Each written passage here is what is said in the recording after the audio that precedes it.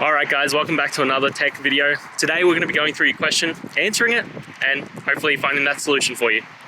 Now, don't forget to stay just a little bit crazy like me, and hopefully you'll get to that resolution.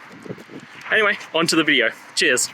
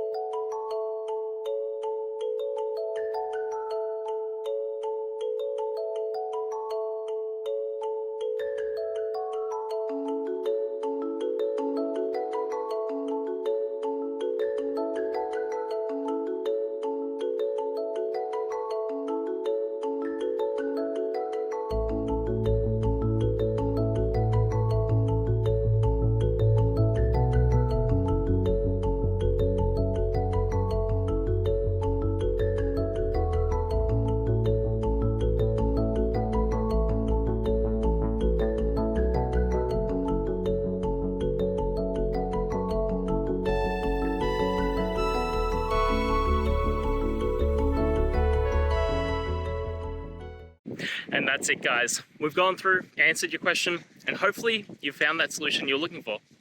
Guys, if you did, please hit subscribe. I'd really appreciate it. And until next time, you need technical help, I'll see ya. Have a good one.